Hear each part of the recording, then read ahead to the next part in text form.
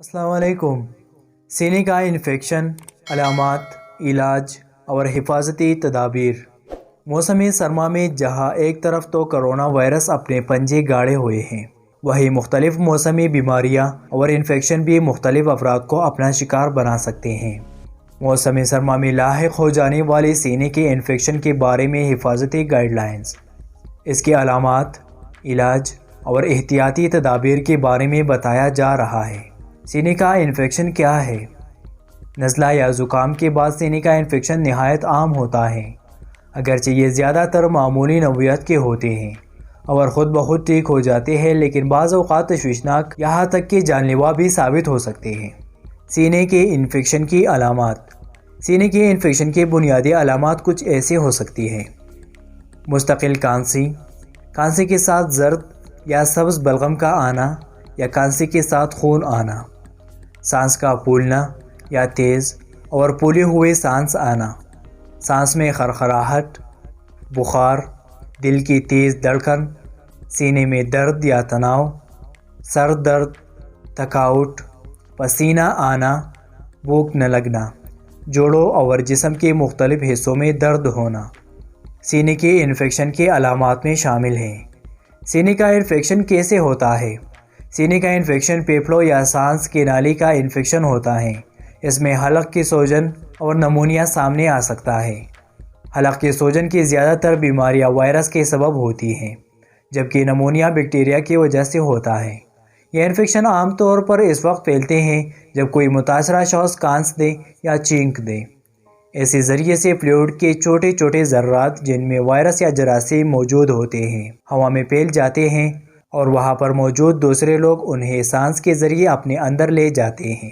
اگر آپ اپنے ہاتھ کے اندر کسی چیز یا کسی سطح پر چینک ماریں اور کوئی دوسرا شخص آپ سے ہاتھ ملائے یا اپنے منہ یا ناک کو ہاتھ لگانے سے قبل ان سطحوں کو چھو لے اور کوئی دوسرا شخص آپ سے ہاتھ ملائے یا اپنے منہ یا ناک کو ہاتھ لگانے سے قبل ان سطحوں کو چھو لے تو انفیکشن پھیل سکتے ہیں۔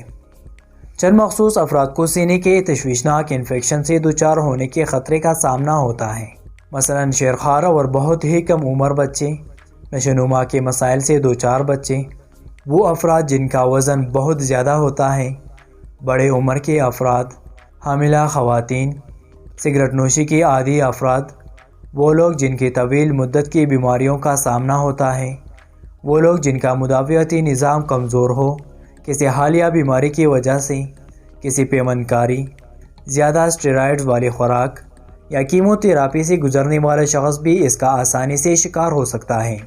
کیا گھر پر علاج کرنا ممکن ہے؟ سینے کے بہت سے انفیکشن تشویشناک نہیں ہوتی اور چند دنوں یا ہفتوں میں ٹھیک ہو جاتے ہیں۔ مریض کو عموماً ڈاکٹر کے پاس جانے کی ضرورت پیش نہیں آتی، بشرطیہ یہ کہ علامات تشویشناک نہ ہوں۔ گھر پر رہتے ہوئے اس اقدامات پر عمل کریں۔ زیادہ سے زیادہ آرام کریں۔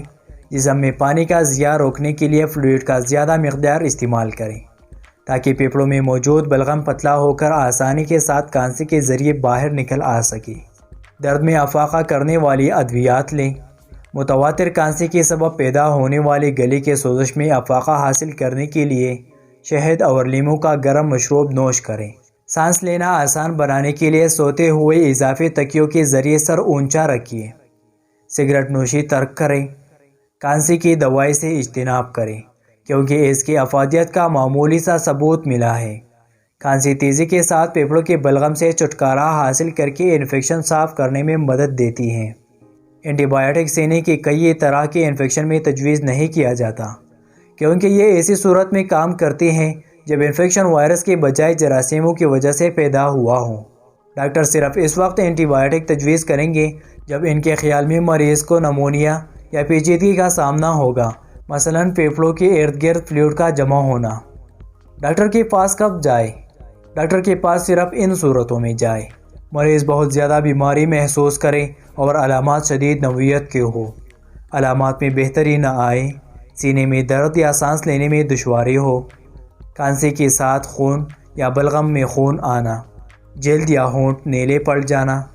علاوہ ازیں اگر مریض حاملہ ہو، 56 سال یا اس سے زیادہ عمر کا ہو، مریض کا وزن زیادہ ہو، مریض 5 سال سے کم عمر کی ہو، مدافعتی نظام کمزور ہو یا مریض طویل مدت کی بیماری کا شکار ہو تو اسی صورت میں ڈاکٹر سے رجوع کرنا چاہیے۔